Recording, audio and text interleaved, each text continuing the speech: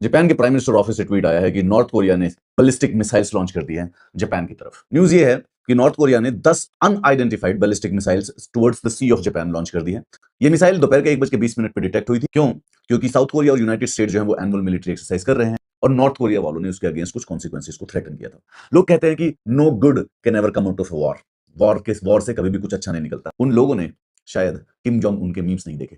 जब से ये ईरान इजराइल वॉर स्टार्ट हुई है, there is like internet is flooded with the memes of this guy, specifically सिर्फ इसलिए कि बेचारा ये बड़ा डिक्टेटर है, इसके पास न्यूक्लियर बॉम्ब भी है, लेकिन ये वॉर में पार्टिसिपेट नहीं कर पा रहा। कोई भी देश, चाहे रशिया हो, चाहे यूएसए हो, चाहे इजराइल हो, चाहे ईरान हो, बेचारा इससे आके वॉर नहीं करता। एंड उन मीम्स का क्रक्स ये है that he is feeling left out. तो एज आई सेड, जैसे कि prime minister office of Japan ने कहा कि कोई बैलिस्टिक मिसाइल लॉन्च हुई है, बोर हो रहा था, क्या करता। इसकी मीम्स का पर्पस ये है कि वो जो आपने मुन्ना भाई का मीम सुना होगा ना, बहुत तकलीफ होती है जब आप योग्य हों और आपकी लोग योग्यता ना पहचाने। कि भाई अगर खामेनी पे अगर आपने अटैक किया क्योंकि वो बहुत बड़ा डिक्टेटर है, तो क्या किम जोंग उन एक डिक्टेटर नहीं हो सकता है? क्या हमारी इज्जत नहीं है कि हमारे ऊपर भी लोग अटैक करें? ट्रंप ऊपर वाले ने दिया, सब कुछ है, मिसाइल्स है, बॉम्ब है, रॉकेट है, बस एक दुश्मन की कमी है, भाई बनेगा क्या? Hilarious memes are going. इसके पास, बेचारे के पास सारे के सारे बड़े बड़े बम हैं, लेकिन कोई इससे लड़ाई करना नहीं चाहता, कोई इससे वॉर करना नहीं चाहता।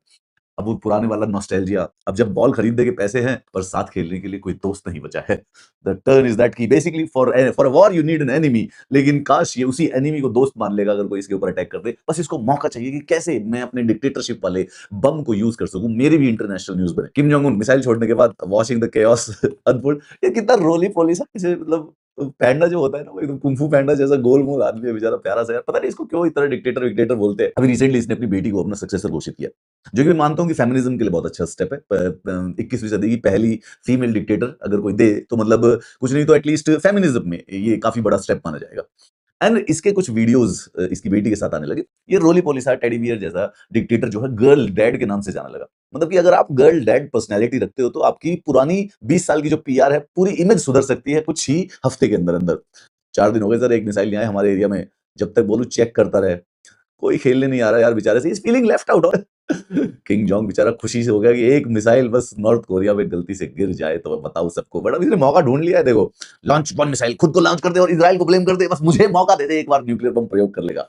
एक बार चेक करना, किसी ने ये तो नहीं बोला कि मैं छुटका है। And this one is the best one gentleman. उन कंट्रीज को देखो जहां पे मेरे मीम सबसे ज्यादा बन रहे हैं, हम उसके ऊपर अटैक कर देंगे। I am pretty sure about it. I think India में इसके मीम सबसे ज्यादा बनाए जाओ। ये कितना ऐसे देखो, पूरा पूरा स्क्वायर है और देखो इसके हाथ कितने छोटे छोटे से। If we can say that there is a cute dictator, well this guy is a cute dictator। अपने बम बनाता है, न्यूक्लियर बम बनाता है, once in a while test करके दिखाता रहता है कि मेरे पास है। मेरे पास है, मैं चला दूंगा। चलाता कभी नहीं, मतलब लड़ाई नहीं करी इसने कभी भी। एक बात देखो तो है डिक्टेटर, कोई बड़ी बात नहीं है, लेकिन बंदे ने कभी किसी से लड़ाई नहीं करी है।